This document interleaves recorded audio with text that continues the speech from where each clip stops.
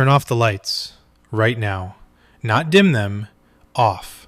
Complete darkness. Within 30 seconds, most people reach for their phone.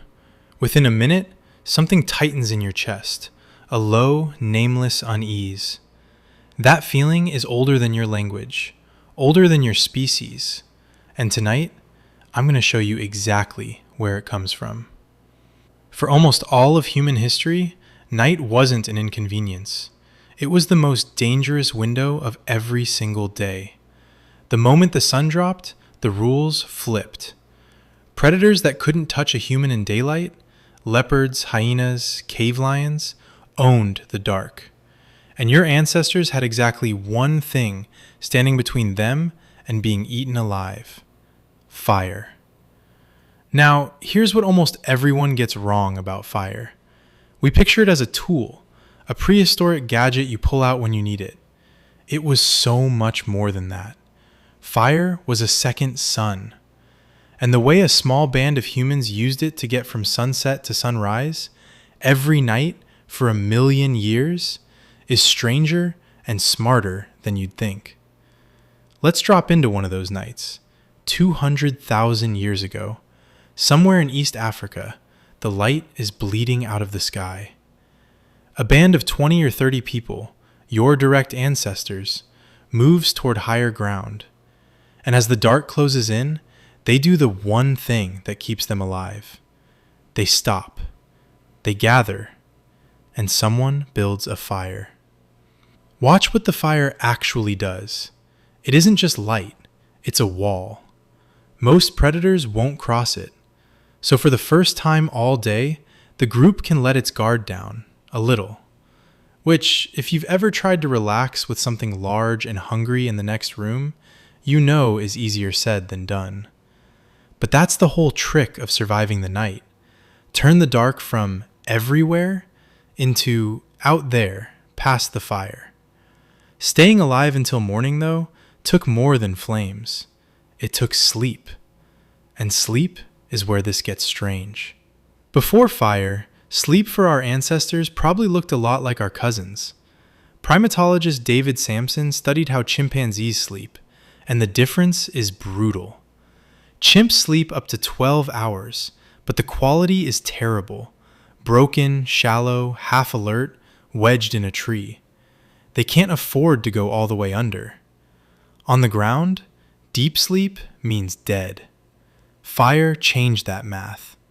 With flames holding the dark back and the group pressed close, a human could finally do something no ape on the ground would dare: sleep deeply.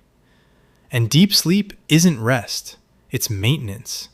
It's when memory locks in, when the brain flushes its own waste, when the body quietly repairs itself. Some researchers think that one upgrade, safe, deep sleep around a fire, helped push early humans toward sharper memory, bigger groups, better survival. Which means part of your intelligence might literally be a gift from fire. But notice I said the group could relax a little. Not all of it. Not at once. Because someone always had to be awake. And here's the strange part. Nobody scheduled it. Sleep researchers call it the sentinel hypothesis.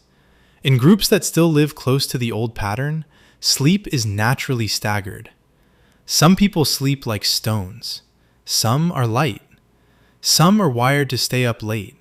Others snap awake before dawn. So at almost any moment in the night, somebody is in a light enough sleep to catch a snapped twig, a shifting shadow, a low growl. Evolution didn't organize a night watch. It just kept a mix of sleep types in every group, because a band where everyone passed out at the same time wouldn't last a single season. So that 3 a.m. wake up you hate, that might be a job your body was hired for 200,000 years ago. And then there's the threat with no teeth at all: cold. We are embarrassingly underdressed for the planet we evolved on. Almost no fur. A body practically designed to dump heat. A healthy adult, unclothed, in still air at 15 degrees Celsius, starts sliding toward hypothermia in a matter of hours. A wolf, a bear, a leopard walks through a night like that without a second thought. The same night would quietly kill an unprotected human before sunrise.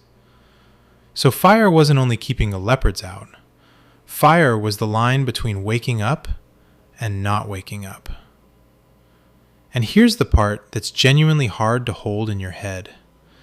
The earliest controlled fire goes back something like 1,000,000 years. The fear came even earlier. The predators taught us the dark long before we ever learned to tame it. For a stretch of time you can't really feel, a version of that same night played out over and over. Gather, build, guard. Sleep in shifts nobody planned. Hold the group together until the sun comes back. Every night for 1,000,000 years. The night was never something we beat once and moved past. It was something our ancestors renegotiated every single evening, until the habit sank so deep it stopped being a choice and became a reflex. The bonfire became the hearth. The hearth became the house. The house became the city. A whole world built, piece by piece, on the simple need to make it to morning. And it's still in you. Under the streetlights and the notifications, you are still an animal that wants light and company when the dark comes down. That flicker of unease when the room goes black isn't irrational. It's the oldest memory your body has, and it's only trying to keep you alive until morning.